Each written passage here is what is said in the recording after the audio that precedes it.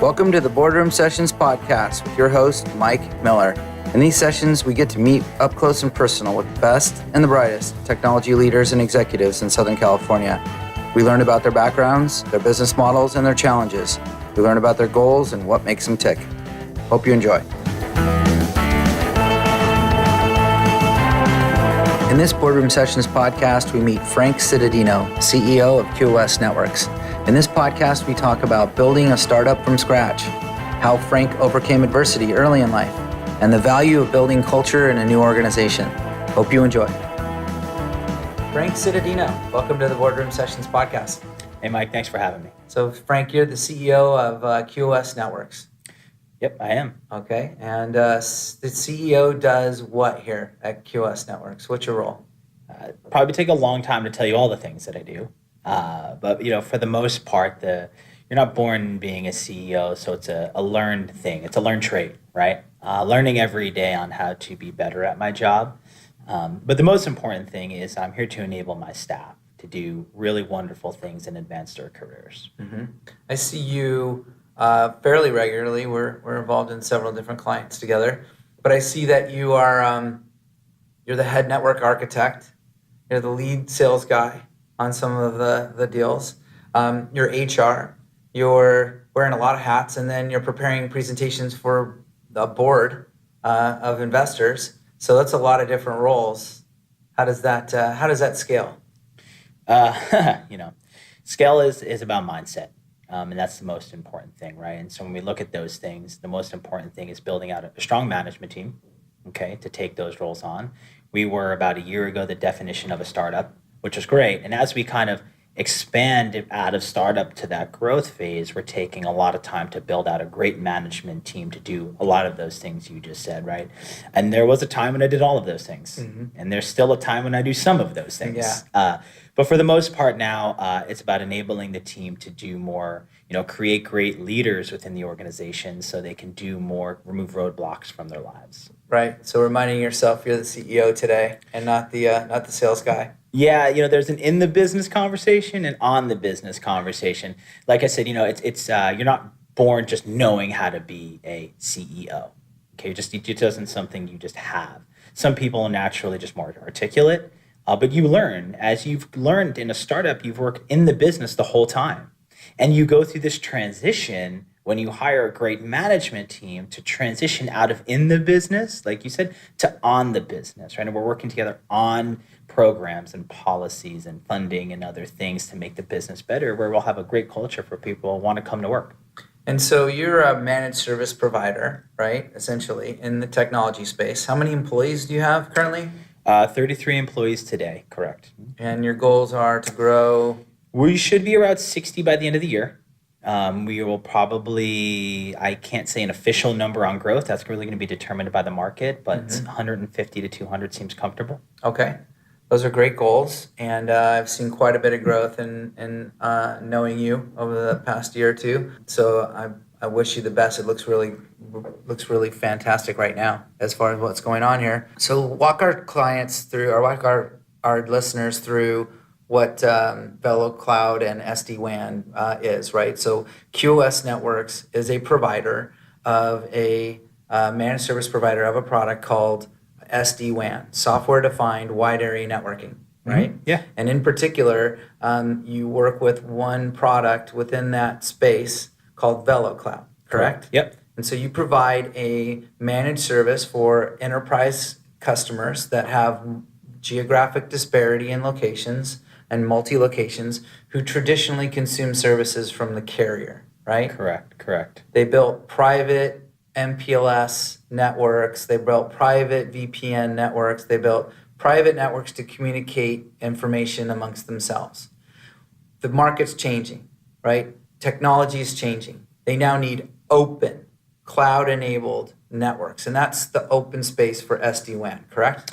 Yeah, everything you just said confused me. And I'm in this every day, but that's the exact reason we live and we're here, right? Our job is to take all those complexities you just said in the private networking world, which sound like a bunch of business challenges to our listeners here, and just make it very easy and reliable to connect to the internet, connect to cloud applications, and just drive flexibility into the largest corporations globally. In a nutshell, that's what we do. Okay. And so the company that you work with, the service that you provide for your clients is called Bello Cloud. Mm-hmm. They were a Silicon Valley darling, Silicon Valley startup. They were a leader in their technology space, in the SD-WAN space. And they were recently acquired by a major corporation called VMware, right? Mm-hmm. Who is also part of a bigger corporation called Dell, right? Exciting all the way around, right? Right. And so how has that changed the QOS business model? Oh, man. Rapid overnight shift. I think a year ago we were with Bello Cloud and we were both startups in the space, right? They took in $85 million in funding, right? They expanded their business line fast. They drove some great IP into the wide area networking space. Totally excited to be a part of their growth and their success. We built our business around that. And about a year ago, maybe 8 months ago, they announced they were going to get bought by VMware, a $50 billion software company. Okay, so 100-person company getting bought by a $50 billion company, right? And almost overnight, they take the software and you go from having 15 sales reps to having 15,000 sales reps, right? And so it's been challenging. It's been ultimately very rewarding and very humbling to see that the software that we helped enable from day one with VMware, with Bello Cloud, getting bought by VMware, really being validated. Mm-hmm. And that's building. You helped enabling it by bringing lots of customers to the table for Bello Cloud early on. Bringing customers to the table, yeah, which was great and phenomenal. That's what everyone wants is sales, but really enabling the technology and being passionate about what this company was doing, right? And you can't sell anything without passion, okay? If you are, you're peddling a product. We're out here really changing the way businesses operate. Or we really believe here at QOS that we are helping every company that we work with. And because we're making their technology better, we're delivering way more consistency and flexibility with this technology. And when we met with the founder of Bello Cloud, Sanjay, right? And the guy who wrote all their code, Craig Connors, phenomenal guy, right? And Naseem, who recruited us, which we love her, right? When we worked with this team, there were real people behind a real passion. They weren't so much about sales, and we liked that. That felt right to us, and it was more about culture at that time. I really think we just got lucky that they got bought by VMware, and it's just been an explosion of excitement, thrills. It's been scary when they got bought, right? We were this startup, hitched our product to another startup, and all of a sudden they're bought. Who knows what's going to happen? And we went through 3 weeks of like ups and downs of like, we're screwed, it's over, to this is going to be great. Yeah. And it's turned out to be actually pretty cool. Oh, I can't imagine it be anything other than cool. It's going to have some challenges, and we'll talk about some of those right now. But the upside of Bello Cloud going from a Silicon Valley startup, right, with investor money to a large multinational company with brand recognition in our space and assets within every organization that is VMware, right? Yep. Every single organization I know has VMware assets on the books. That's got to be incredible, right? It's incredible, no doubt. However, it comes at a cost.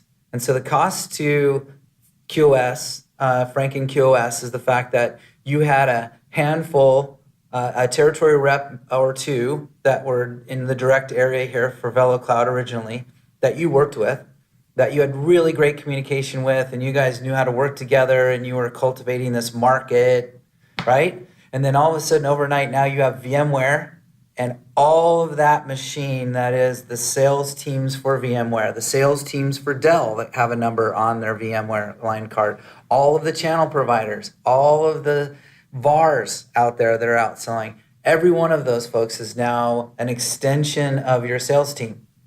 You know, Mike, you told me a story once that really intrigued me. You paddled from Catalina to Huntington Beach, okay? And when you first told me this story, I kind of thought to myself, oh my God, this guy is crazy. Sharks, waves, boats, wind, all sorts of things, right? Yeah. But how did you get there? Paddle by paddle, one paddle at a time. One paddle at a time, okay? So the acquisition happened, and once we got over the fact that it was going to be exciting, yes, there's 15,000 reps, there's 9,000 line managers, right? There's politics, bureaucracy. At the end of the day, You climb Mount Everest one step at a time. You paddle from Catalina to Huntington one paddle at a time.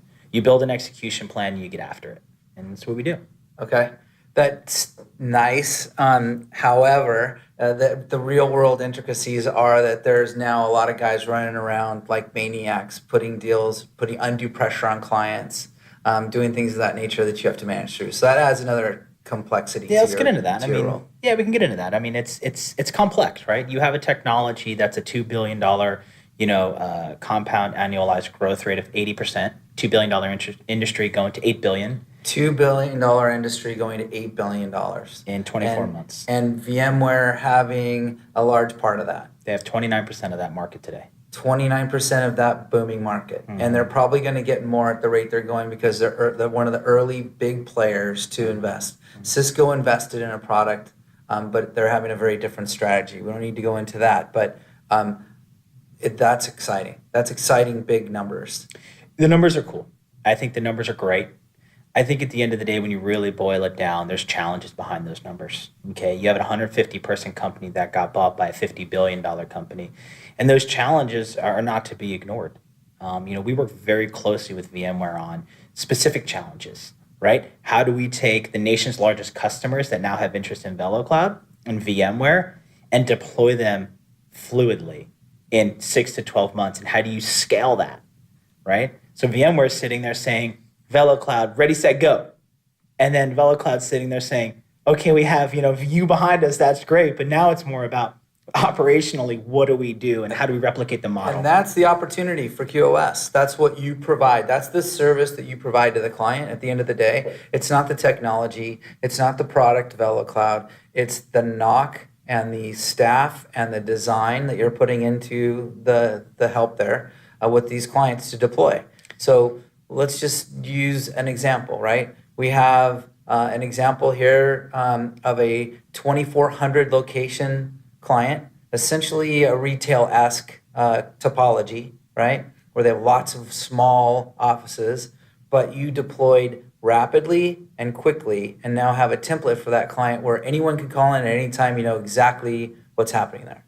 Yeah, the Public Storage is our client. We're proud of that customer. We're proud of that management team. We're proud of the people behind it to step into this technology and want more for their business. So it's exciting, right? They are a very large publicly traded organization. We take that very seriously. And when we built their network, we built it with a ton of automation. We built a product for them to, and Mike, you know this very well, deploy Ring Central in 3,500 phones in 2 weeks, right? Because we built it to enable them to be flexible to the cloud phone system, 2 weeks, 2,400 sites, 3,500 phones. You were integral in that deployment by utilizing your NOC to help the other provider provide their services. That was unique. And so, juxtapose that to a smaller client. We have a client that I introduced to you that's 20 locations, a plumber, right, with 1,100 trucks on the road of plumbers, but they had a very old network topology, and they were making the digital transformation to cloud services, and their network no longer suited their needs. They saw the writing on that, and we were able to help provide a new way of doing business. And for those 20 those 20 locations, that smaller company, they're very needy. Their IT staff is smaller. Their IT staff is closer to the end user and very needy, if you will. And so you were able to help both. Yeah, I think first of all, we're grateful for all people that want to do business with us. That's number one. We don't have a specific, this is too small or this is too big. We look at what the client's trying to do, and if we can help, we want to help. That's important, right? And for the smaller client you just mentioned, right, they were going to the cloud. They had a legacy MPLS technology that they wanted to get rid of, the private networking stuff, right? And we took them and gave them flexibility quickly. Yeah. And so how exciting to be part of the whole VMware world today, right? And have that. VMworld just happened recently. What was that experience like? That's coming up in a month. But yeah, VMworld to be here. It's exciting to be speaking there. I'll be on stage for an hour. with several Bello Cloud and VMware people. We're the only SD-WAN company that's going to be presenting there, which is great. I also just found out that I get to go to Barcelona with VMware in November to speak again. So I've never been to Barcelona, so that's very exciting for me. I think that the key piece is just to really break this down. You have a $50 billion company who has interest in, QoS startup, 35 people over here in Irvine. Why? What is going on? And for us, it's about passion and people, right? We are here very focused. Our mindset is very focused. I'm going to break down focused a little bit to just say when we latched on to Bello Cloud, we were focused, right? When VMware came, we stayed focused on the technology and we stayed focused on, rowing one row at a time, one step at a time to just conquer small pieces and keep chipping away. And that's led us to a place now where, we're close with VMware. We're enabling their reps nationally and globally, right? We're a figurehead for the sales team. We're not only that, we're one of their leading technology partners and integration partners. So the business side's been great. I'm very thankful. And that says a lot because they've enabled Bello Cloud early on, enabled this managed service opportunity. You're not the only game in town. There are several other folks that I'm aware of at least, that have a similar business model that are utilizing a managed service built on their product and service, right? There's so many good companies out there. There's so many of them. And we think they're all great and they all have things that they do really, really well. Some things that they don't do so well, but we have those too, right? And we're not naive to that, but we're trying to get better every day. We're trying to always learn from our customers on what we could be doing better. And continuous feedback is so important for us, especially growing through the startup phase to the growth phase, right?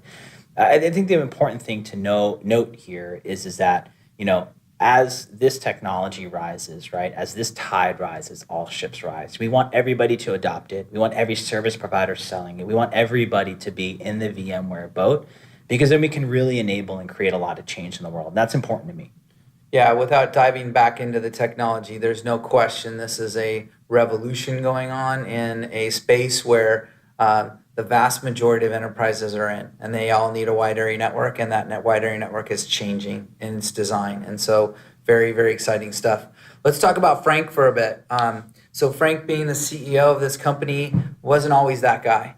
You were formally trained out of what I'll call a rep factory, right? So you came out of a company near and dear to my heart, I did as well, that put you through your paces of 7 steps to the sale, 3-day sales training, right? You learned how to cold call close, go out to a door knocking with no appointment set, just not much different than the guy with the bag full of stuffed animals or kids' books, right? Selling water, yeah. Yeah, selling water. You're the guy out there knocking on doors trying to sell contracts for telecom. Tell me about that.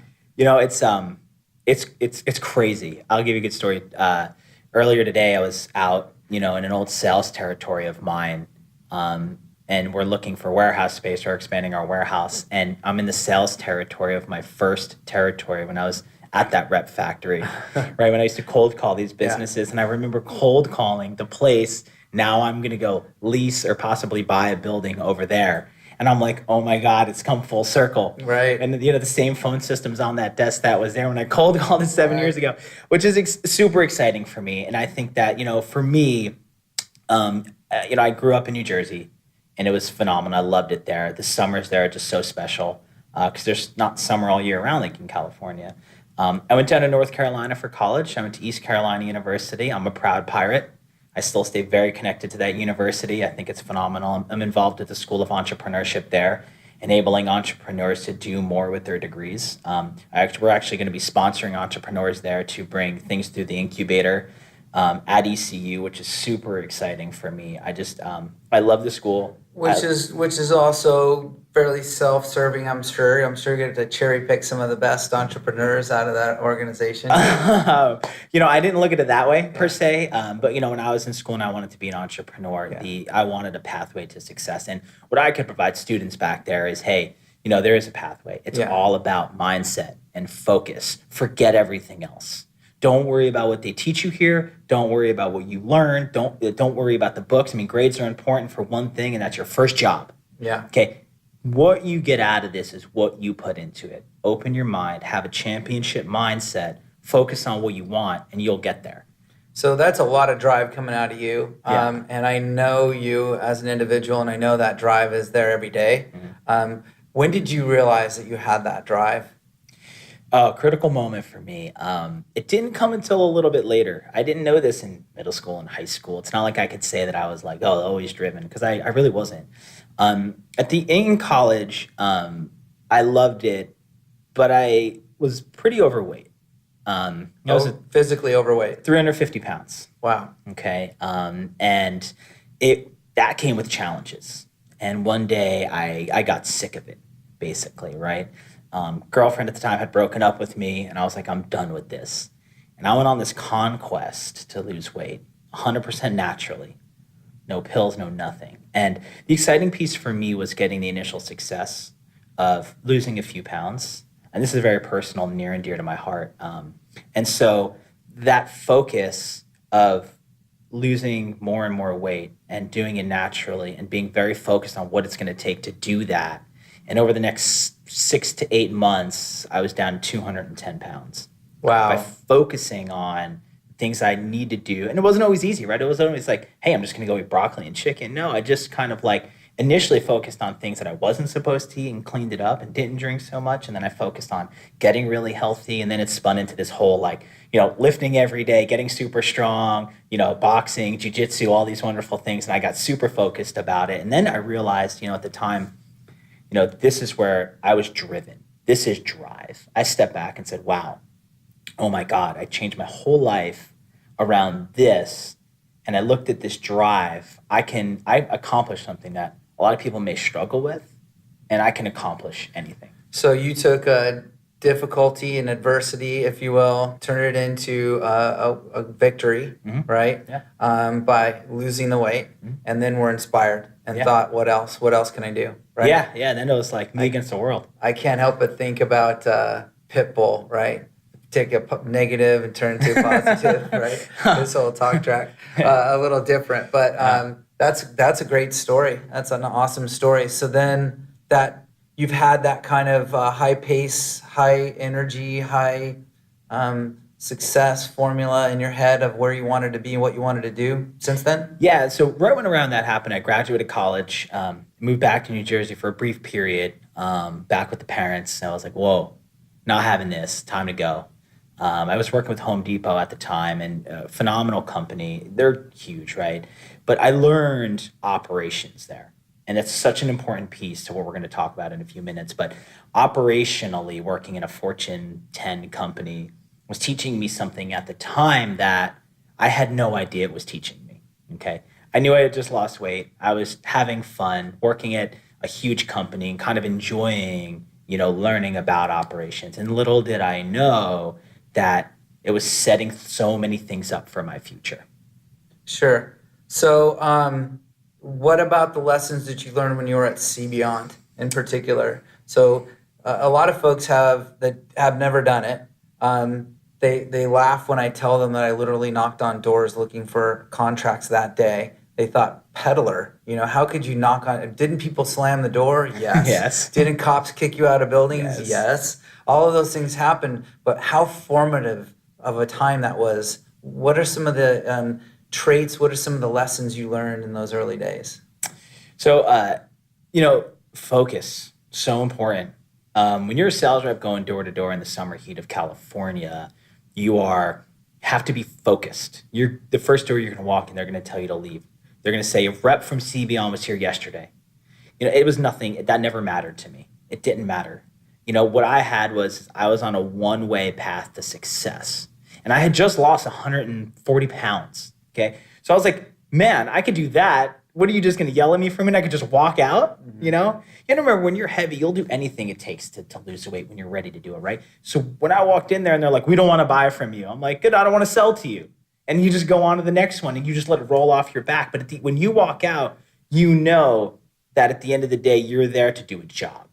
And your job is to sell that technology. And your job is to show people how that technology is going to benefit them.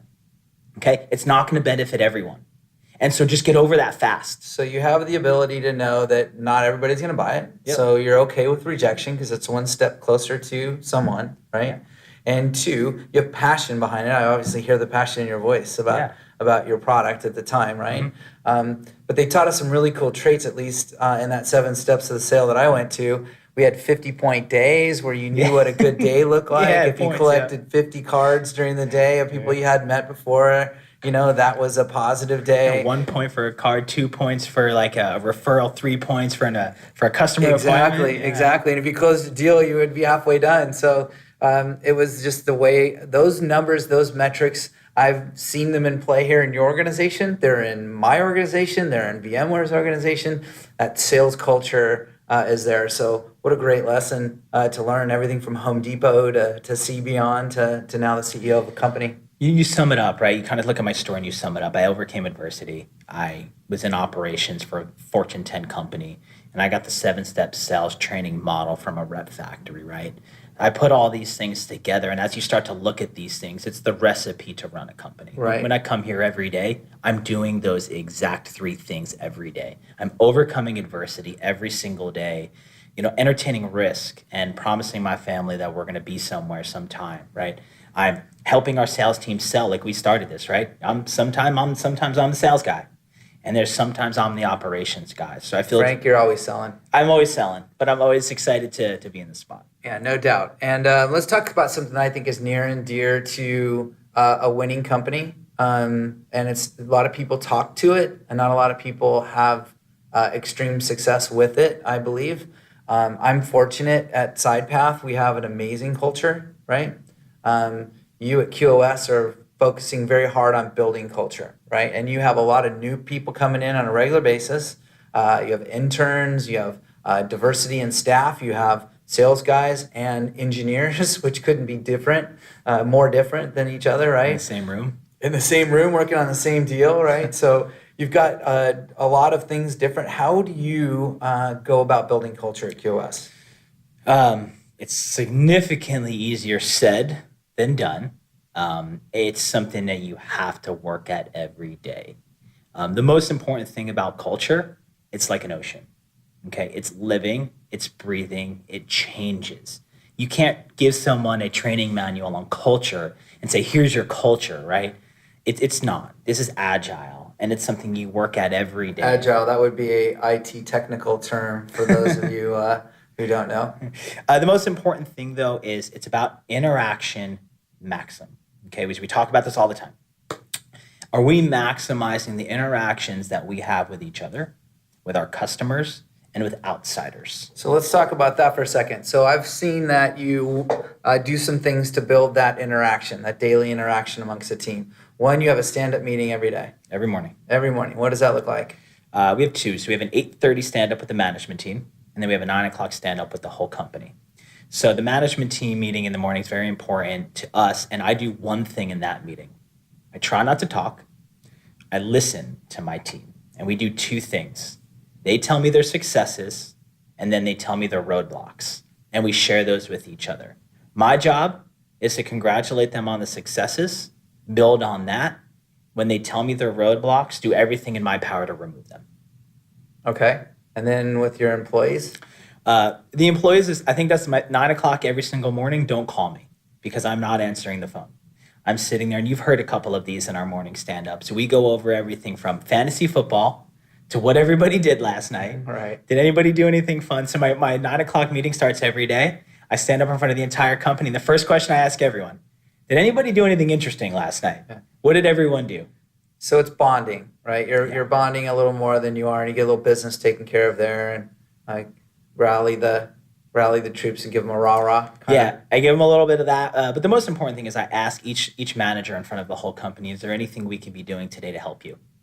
And sometimes I get feedback, and sometimes I don't, and sometimes I get everything's great, and I ask them to solicit feedback from them. And we have a board, and on our we do it right in front of a whiteboard, and we have 20 things, and on the top it says the road to 20,000. And the road to 20,000 is 20,000 implementations, and it's got everything that we need to work on. And we add things to it, and we take things off, and we talk about that every day to show progress in the company. And everybody can add to it. Nobody's excluded from the feedback. I noticed you also have free lunch every day.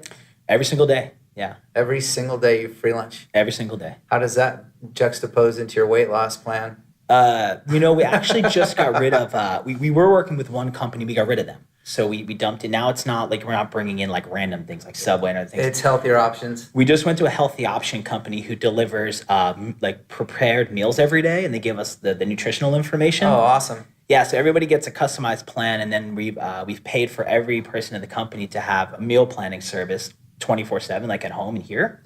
So they do that. And the other thing we're going to be doing is we're going to be having gym memberships for everyone. The company's going to pay for at LA Fitness, which is really exciting. We also have unlimited vacation, work from home days, and all that. We really believe we have a social culture. Okay, every company I've ever worked for in my life, CBon, Home Depot, every one of them, it's been a capitalistic culture. They've ruled with an iron fist about a number. We don't. We focus on the employee and the quality of work more. And so we have a social culture, and we maximize our interactions every time. Maximize your interactions. Yep. What do you mean by that? Dan Bruder, I don't know if you've ever heard of him. He's a professor at Colorado State, great guy. We brought him in last year, and he looked at our whole company. We sat down and went through this thing. The interaction maxim is something he had is that you only have a limited amount of interactions with people in a day. Even me as the CEO, okay? Maybe 2 or 3. If you don't maximize every one of them and you have one bad interaction, 30% of the time you have poor interactions with your staff. So we want to maximize everyone. Step back. Let's think about this. How do we maximize the interactions between people? Well, that's an amazing value. I try and connect with people on a regular basis, deeper and better, daily, and that's awesome. I'm looking forward to learning more on that. If he's in town again and you have him over, I'd love to meet him. Yeah, good guy. Awesome. We talked a little bit about Frank's culture, right? We talked a little bit about Frank's scale and how you scale as a CEO, right? So let's talk about how does QOS scale. So you're riding a tiger by the tail, I'll say. So we've talked about some of those mind-blowing numbers and double-digit billion-dollar growth in the industry. It's safe to say that your company is going to go through some explosive growth here. How do you scale? What can you tell us publicly about what you're doing to scale?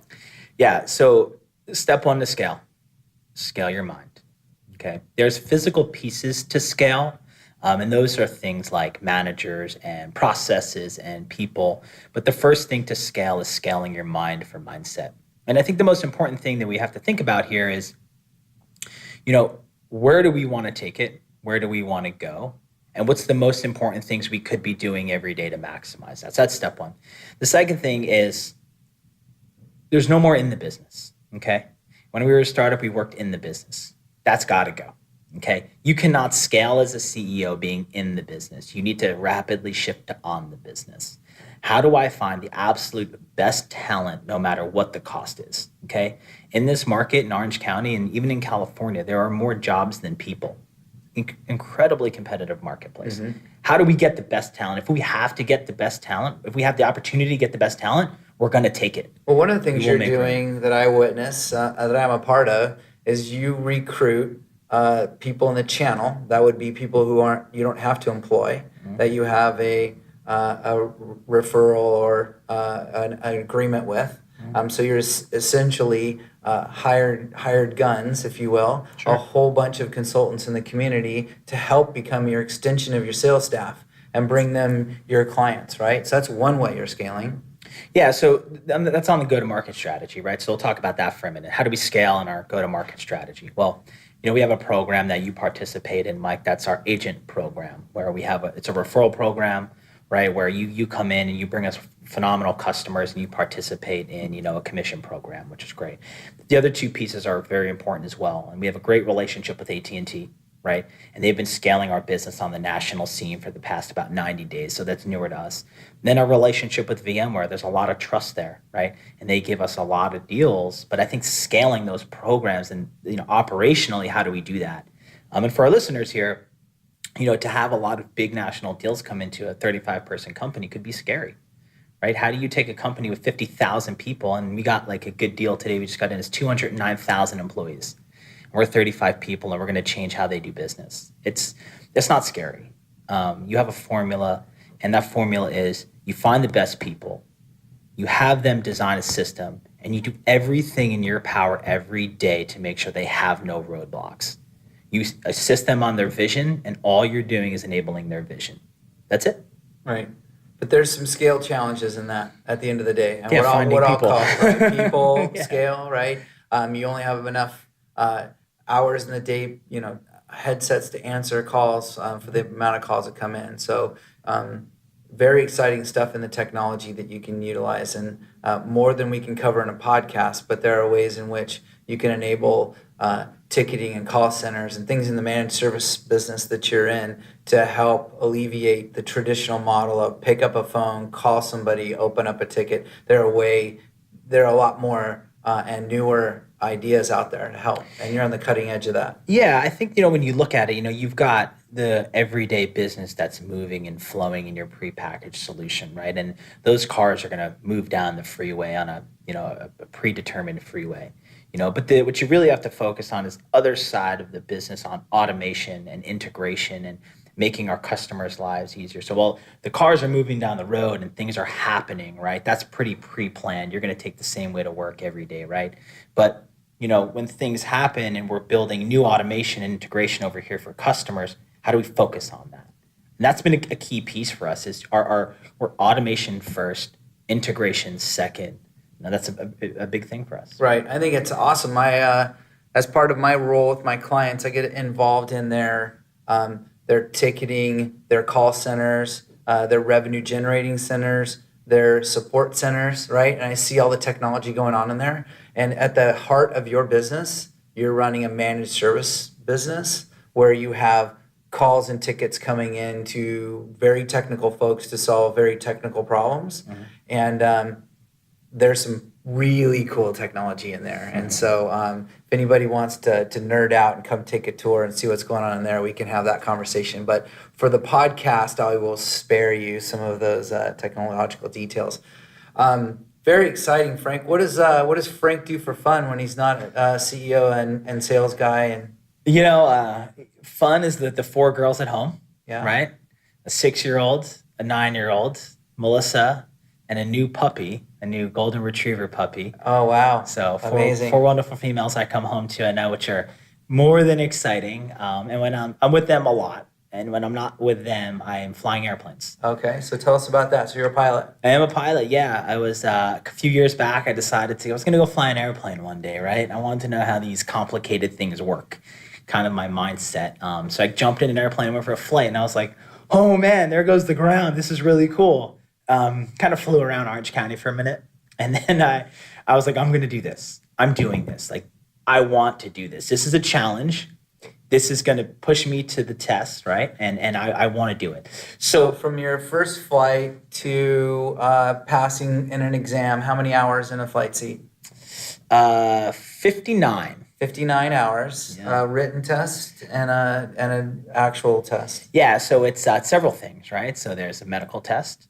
There's a written test, right? There's an oral exam for 4 hours with a designated pilot examiner. And then there's a practical test. So now you're out there. You got to tell them what you know. You have to do a written test, and you have to go show them in the airplane, which is exciting. And that's just to fly a basic airplane. I've since moved on to flying very large aircraft now. I've gotten several ratings to do things, and I fly. What are those ratings called? I've gotten my instrument rating. Okay. I have a commercial rating. Okay. I have a multi-engine rating. Oh, wow. Yep. So I can fly multi-engine aircraft at 38,000 feet if I want to, which is very expensive, but a lot of fun. And I'm into the technical piece of it. I enjoy all of the operational side of flying, which is very exciting. And I think for me, when I look at that, it's very similar to a challenge and a mindset. And it took years to do. This is a whole other college education that I've done while building QOS kind of on the side. Right. Fascinating. Everybody's got to have a hobby. That Yeah. sounds expensive, and fun and thrilling at the same time. Yeah, so back to what QOS is every day, and that's what a pilot is, right? So we fly airplanes, and it's super thrilling most of the time, Right. super scary a small amount of the time, Right. and exciting the bulk of the And time. a bit expensive. right? To grow a company like this. It adds up, yeah. So flying gets very expensive, especially when you get out of like flying the basic, Cessnas to getting into flying, jets. Oh boy. Sure. Awesome. Well, Frank, thanks for taking time out of your day to sit down with Boardroom Sessions. Appreciate it. Yeah, thanks for having me, Mike. It's a pleasure. Awesome. Thanks.